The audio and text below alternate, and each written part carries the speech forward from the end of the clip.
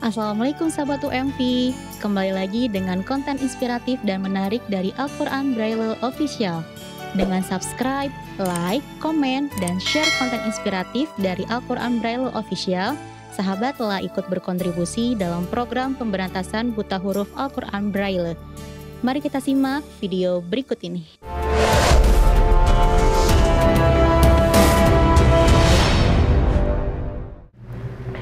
Bismillahirrahmanirrahim. Assalamualaikum warahmatullahi wabarakatuh. Alhamdulillahilladzi arsala rasulahu bil huda wa dinil haq liyudkhirahu ala dini kulli wa kafa billahi syahida. Asyhadu an la ilaha illallah wahdahu la syarikalah wa asyhadu anna Muhammadan abduhu wa rasuluhu alladzi la nabiyya ba'dah. Allahumma shalli ala Muhammad wa ala alihi wa ashabihi ajmain. Sahabat UMP, kembali kita berjumpa dalam podcast Membuka Mata Hati bersama saya, Tang Kurniawan.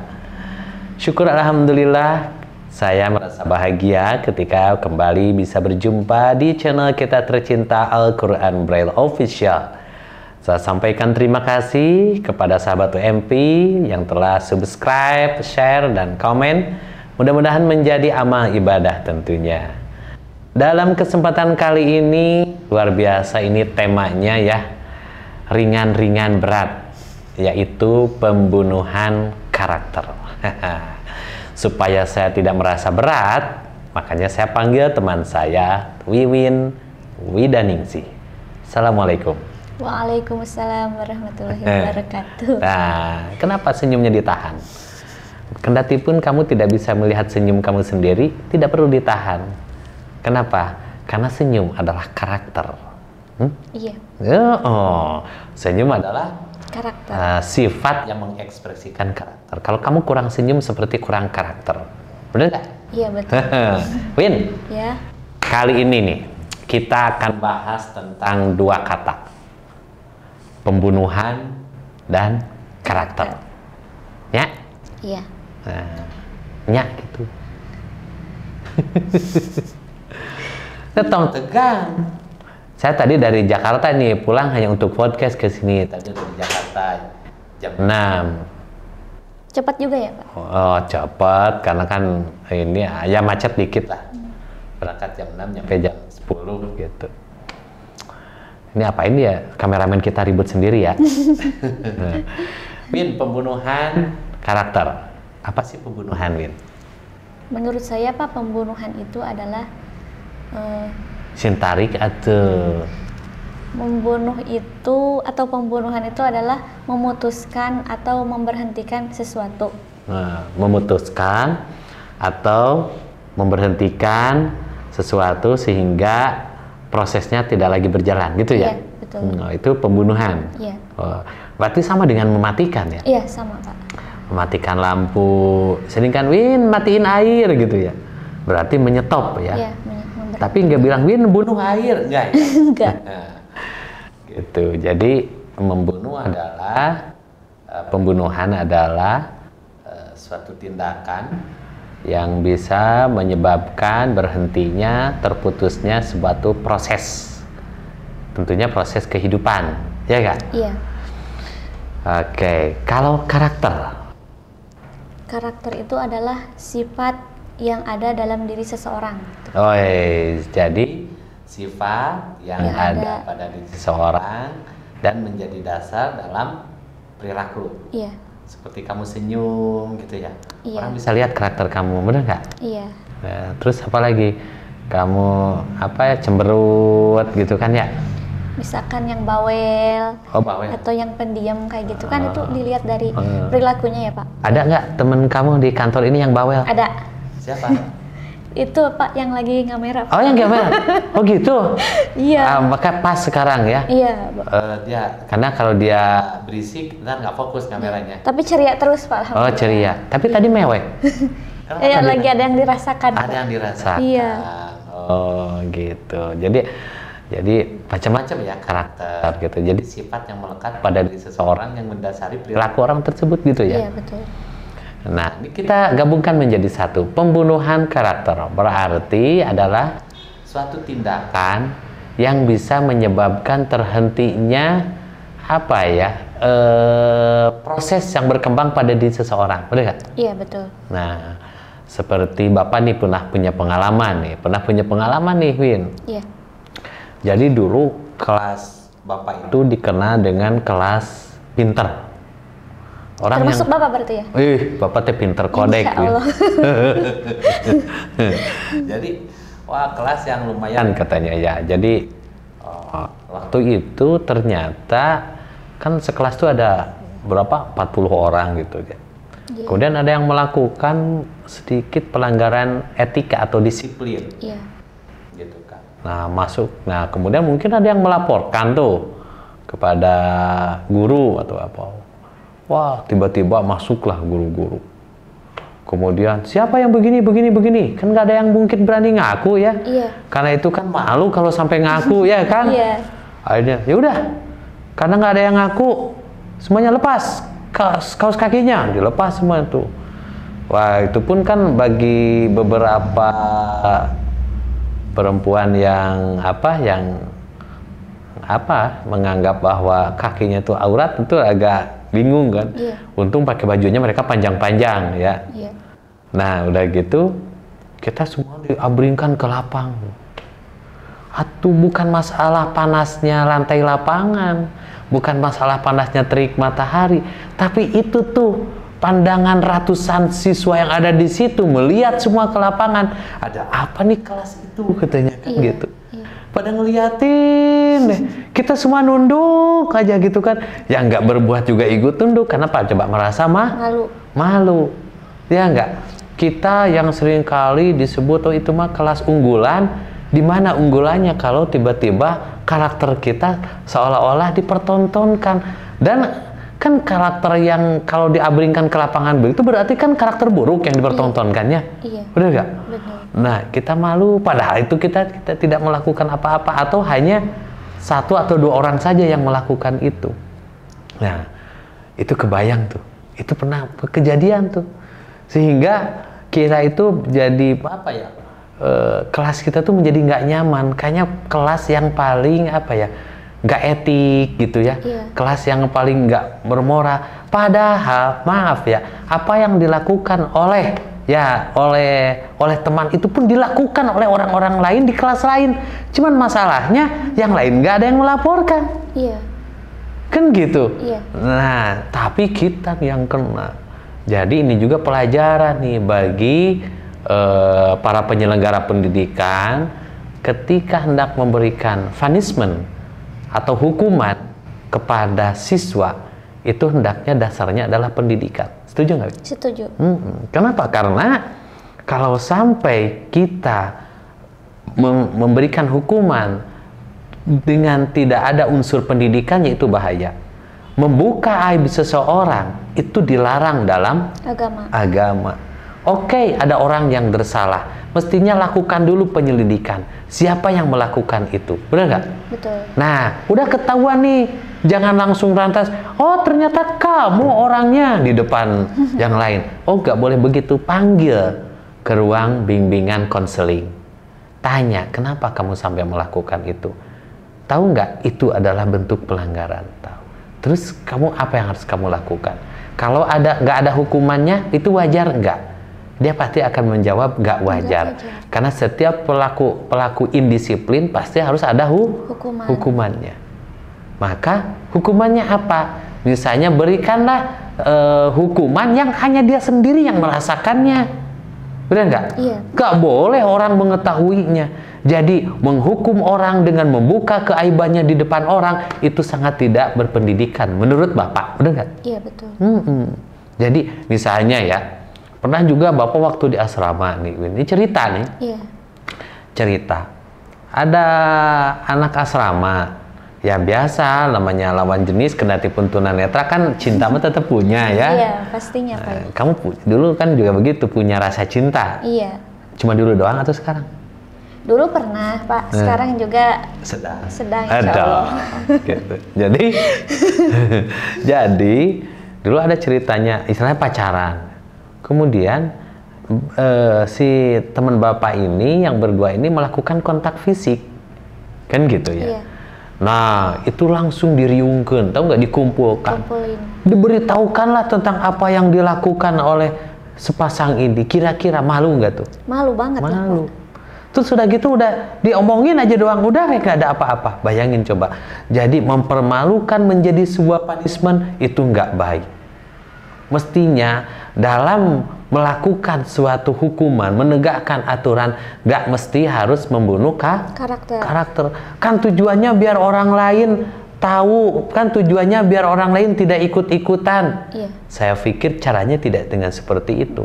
Cukup disosialisasikan aturan tersebut dalam edukasi, benar nggak? Betul. Dalam suatu pendidikan, pastilah tidak akan ada. Nah, daripada harus diperlakukan seperti itu. Jadi kan yang malu akhirnya bukan cuma 1 atau 2 orang, boleh jadi. Iya. Misalnya, maaf ya, Wiwin melakukan hal yang misalnya, maaf, asusila, Iya. kan gitu. Iya. Kemudian orang semua masyarakat datang ke rumah orang tua Wiwin. Kira-kira orang tua Wiwin malu nggak? Malu. Malu. Padahal orang tua Wiwin tidak melakukannya. Padahal kalau menurut Bapak, kalau memang Wiwin melanggar suatu aturan, tegakkanlah aturan itu tanpa harus menyeret mental orang tua, benar gak sih? Betul. Nah, jadi kalau menurut Bapak itu tindakan-tindakan yang dapat membunuh karakter. Makanya Bapak Mas nggak setuju Win tuh. Sekarang orang OTT tertangkap operasi tangkap tangan. Di belakangnya kamera. Kebayang nggak kalau bapak kita itu seorang yang tertangkap tangan melakukan korupsi, di kamera, diberitakan kepada media, kira-kira Wiwin besoknya mau pergi sekolah nggak? Enggak, karena malu punya orang orang tua seorang koruptor, benar nggak? Betul. Padahal orang tua kita yang melakukan itu pun belum tentu kebenarannya, kan gitu. Iya. Tapi anak sudah kena sanksi sosial. Benar nggak? Betul. Kalau itu suami Wiwin, kira-kira Wiwin berani nggak pergi ke warung untuk belanja sayur? Enggak, nggak akan berani. Bahkan rasanya kalau ya itu karena akibatnya adalah karakter atau kekurangan seseorang dibuka-buka. Membuka aib seseorang itu juga bisa berimplikasi membunuh karakter yang lainnya, benar nggak sih? betul.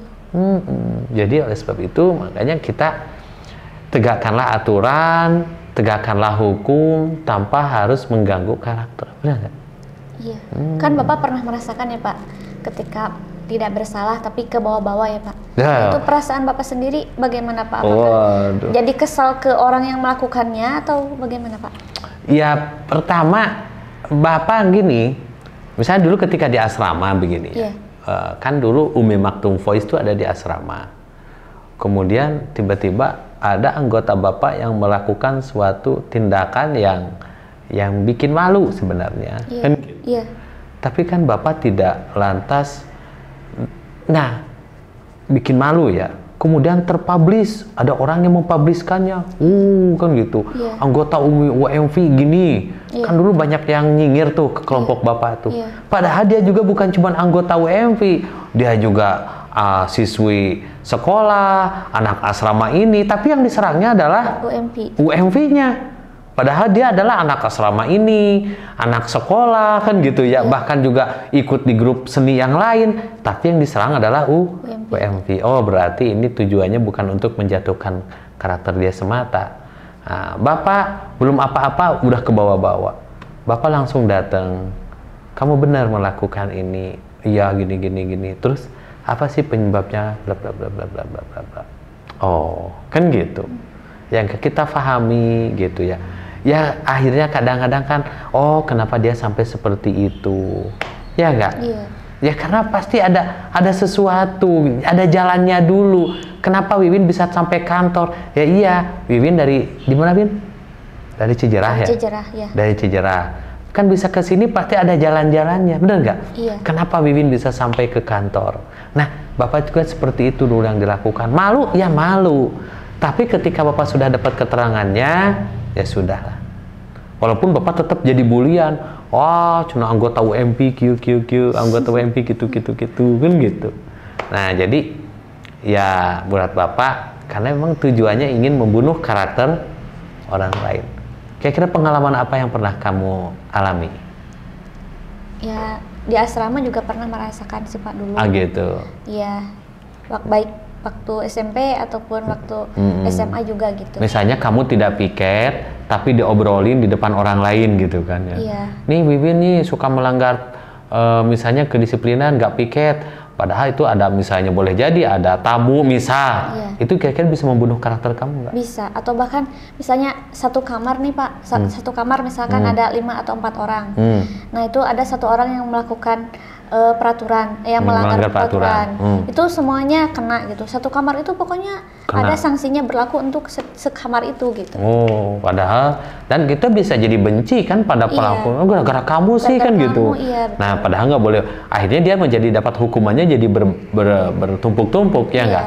Mestinya tegakkanlah aturan, tegakkanlah hukum secara privasi. Ya enggak? Jangan karena desakan oleh media sosial, oleh masyarakat, udah enggak? Iya.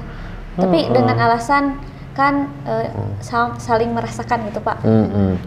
Merasakan pahit ya, merasakan pahit semuanya. Manis merasakan manis semuanya. Kebersamaan katanya gitu Pak. Ya ya beda ya, kalau kebersamaan itu misalnya apa ya, satu akibat yang dilakukan sebagai resiko karena untuk kepentingan bersama. Itu baru, ya kan? Iya. Tapi kalau misalnya karena kekurangan seseorang, karena ketidakdisiplinan seseorang menjadi harus dirasakan oleh semua ya itu tentu menurut Bapak kurang tepat, ya kan? Iya. Bahkan Bapak suka melihat ada sekolah-sekolah gitu ya. Misalnya ini ada siswa yang rambutnya tuh gondrong, tau nggak gondrong? Iya, bukan panjang. gondrong makanan. Rambutnya panjang. Rambutnya tuh panjang. Gitu. Mestinya sih tidak mesti dipanggil ketika saat upacara, kemudian digunting sebagian rambutnya, dipermalukan. Harusnya jangan begitu, ya nggak? Iya. Mestinya panggil tuh ke ruangan bimbingan konseling, ditanya, kemudian dikasih semacam kartu, ya kan? Iya. Kan gitu. Jadi dikasih kartu peringatan. Kalau sampai besok masih panjang, berarti siap menerima hukuman. Dan nggak mesti harus dipotong di depan banyak orang, benar nggak? Iya. Dan kalau dipotongnya ya itu jangan setengah-setengah gitu. Jadi itulah yang menyebabkan kenapa di kita ini Win, semakin carut marut gitu Win. Iya. Ada soal pemerkosaan diekspos di media, ya kan? Iya. Ada pelecehan diekspos di media. Ada pembunuhan diekspos di media. Padahal itu adalah sebetulnya tindakan-tindakan yang harus diproses secara hukum.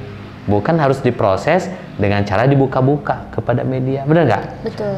Karena bahayanya kalau segalanya diekspos, misalnya ada pemerkosaan, ada pelecehan, ada pembunuhan, ada pencurian, kan gitu. Iya. Udah gitu diceritakan prosesnya, kan bisa menjadi edukasi secara tidak langsung. Benar nggak? Iya. Ya, ada orang berpikir ya salahnya dia ketahuan, katanya kan gitu. bukan kelakuannya tapi ketahuannya. Jadi kalau menurut Bapak mudah-mudahan ke depan nih kita punya suatu kesepakatan bahwa perbuatan-perbuatan yang bersifat pelanggar hukum hendaknya diselesaikan secara hukum, bukan secara sosial. Apalagi secara finansial. Gitu. Setuju, Win? Setuju. Nah, ada pesan-pesan? Ya, baiknya dari obrolan kita ini ya Pak.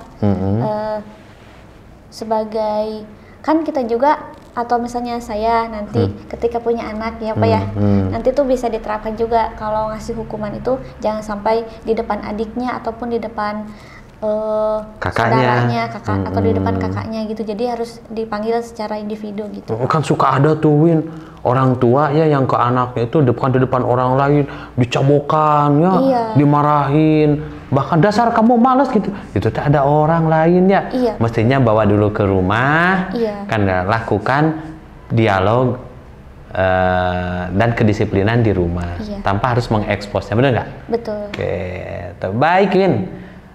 Terima kasih ya sudah nemenin saya ya di podcast kali ini. Dan jika ini ada manfaatnya, silahkan ya Untuk apa, Win? Untuk subscribe, komen, dan share di channel YouTube kita Al-Quran Braille Official. Teh Intan kemana? Libur, Pak. Jadwal libur hari ini. Oh, libur dia? Iya. Oh, pantesan nggak ada ya. Adanya adalah Teh Ayani yang sedang menangis karena sakit pinggang. Gitu. Semoga lekas sembuh ya Teh Ayani. Semoga lekas sembuh. Yang paling penting sih dia harapannya bukan itu. Ada yang menggosokin oleh si Yayang. Yayang gitu ya. Terima kasih. Saya Entang Kurniawan. Saya Wiwin Widaningsih. Mohon pamit. Wassalamualaikum warahmatullahi wabarakatuh.